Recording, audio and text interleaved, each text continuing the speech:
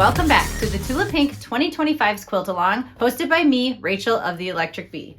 This year, we are sewing our way through Tula Pink's 100 modern quilt blocks. We're doing 2 blocks a week, and today we are on block number 40. 40% of the way there, guys. And this one's really fun. It kind of piggybacks on last week's of using using snowball triangles to form a shape that looks hard and three-dimensional, but really isn't. It's just using some snowball corners and some very specific fabric placement to make it look like this.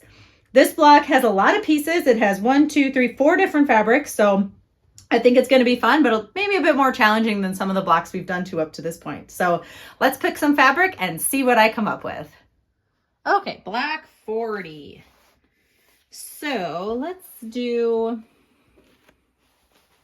I think we're going to make the fronts of the blocks this fabric. We're going to make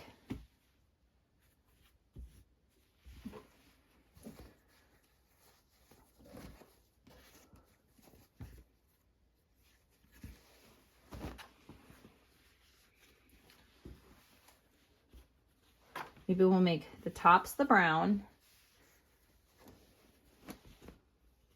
the sides the red, because I think that's fun. They're the same, fabric. And then the little corners, we can use this guy. So yeah, let's cut this up.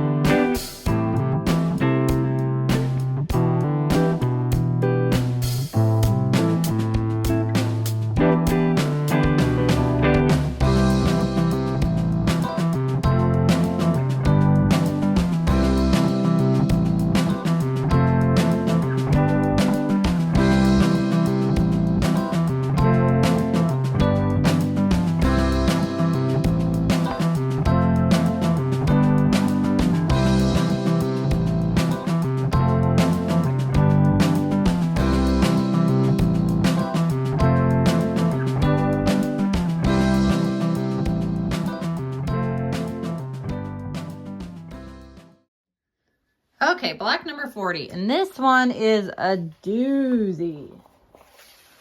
So we need 4 fabrics. Now she used a black.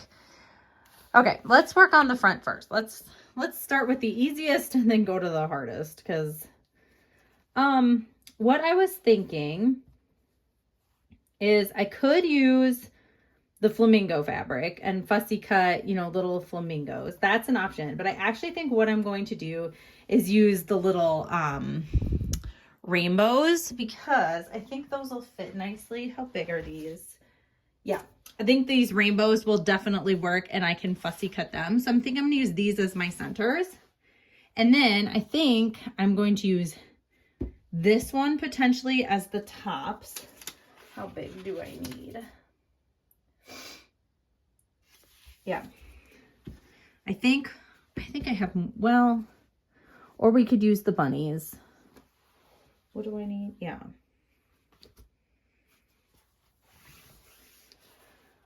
Let's do the bunnies instead. So let's do, we'll do the bunnies then as the tops. And again, I'll fussy cut like around the actual bunnies. So we'll pull all this out. I know it's kind of a mess, but such is life. So we'll do that. And then the side, I need like a darker. And I was thinking of potentially doing this. I know it's more of a purple, but I think it goes a bit better. Yeah. I think that gives like the cube shape. without, yeah, because those are all too light. And then I think what's tricky is the corners. So I obviously have a black, but I haven't used black yet in this quilt. So I'm kind of like hesitant to put black in it. My other option, I have this one, which is really dark, but it has these bright blue flowers. And I feel like, you know, when it's cut up, you'll see the blue flowers, and that's not kind of what I want. And then I have this one, which is like a really dark purple, which I think could look really fun. Because I looked through,